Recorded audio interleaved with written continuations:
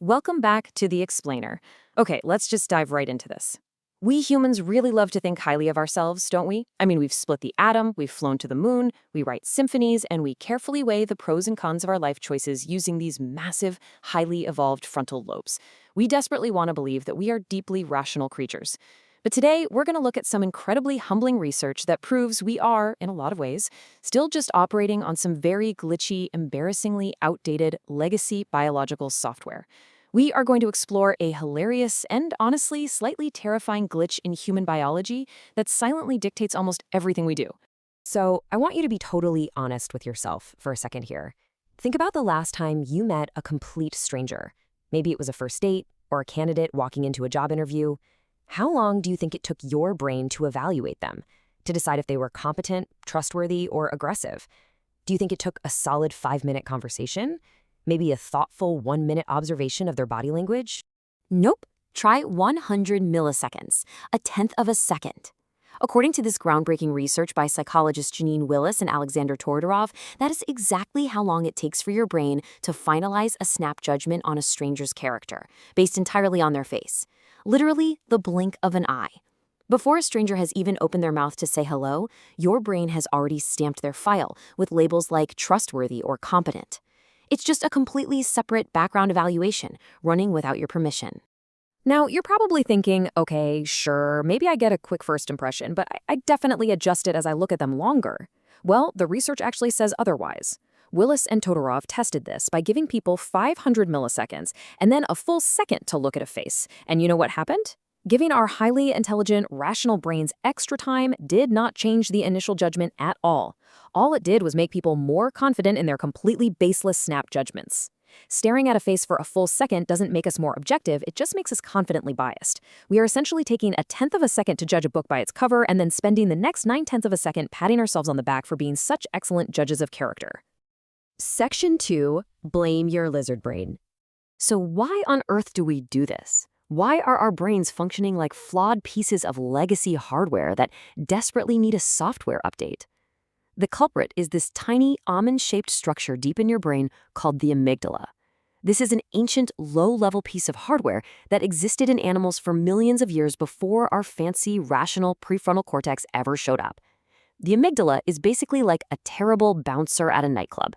Instead of checking the carefully vetted VIP list, which, would be your logical brain, this bouncer completely bypasses the rules, looks at the line outside, and just starts letting people in because they look nice or have good cheekbones.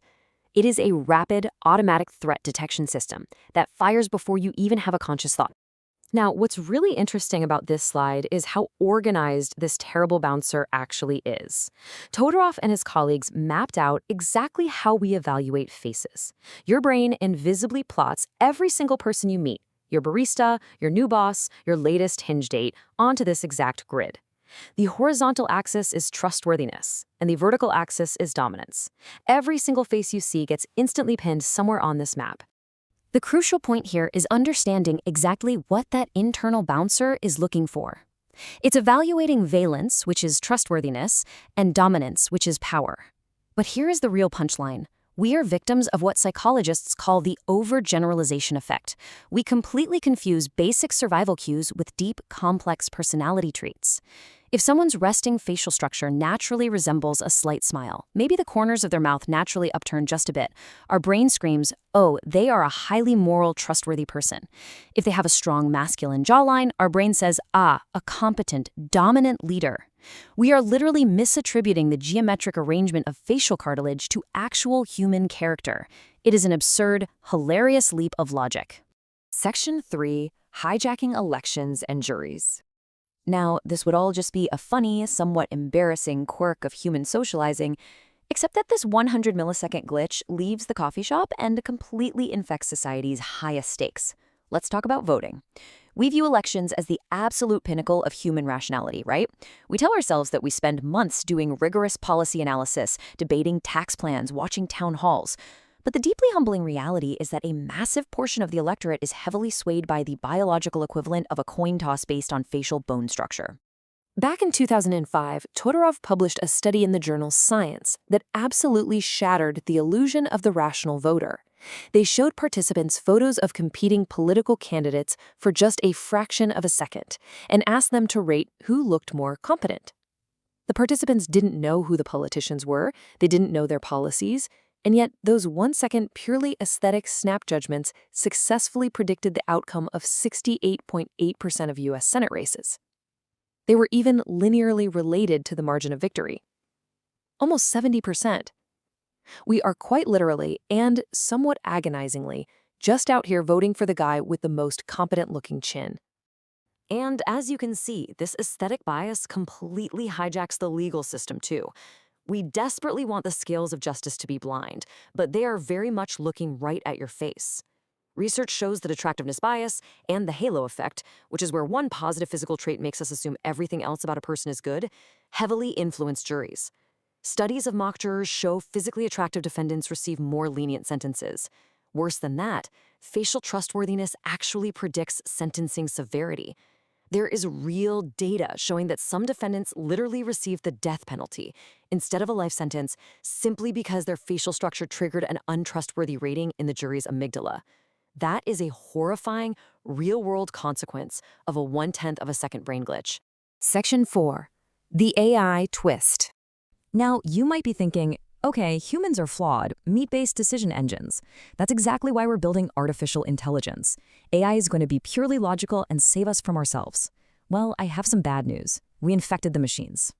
And this brilliantly illustrates how recent research by Sierra S. Liu proves exactly that.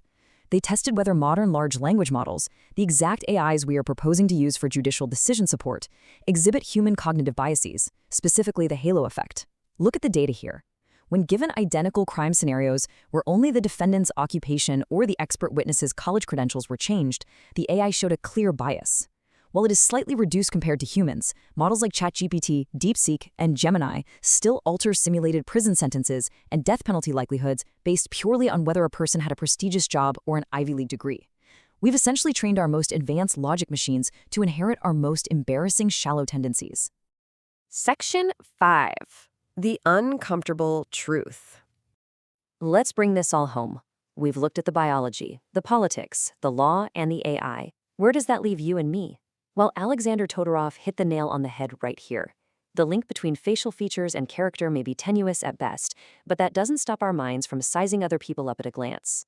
The grand cosmic joke of all this is that these snap judgments, these 100-millisecond background evaluations that dictate our hiring, our dating, our voting, and even jury verdicts have absolutely zero predictive validity. They aren't actually predicting whether a person is good or honest or competent.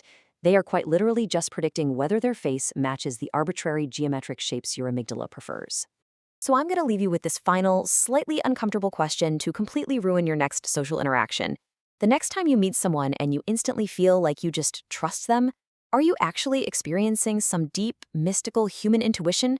Or are you just a primate being manipulated by a nice jawline and a subtle smile?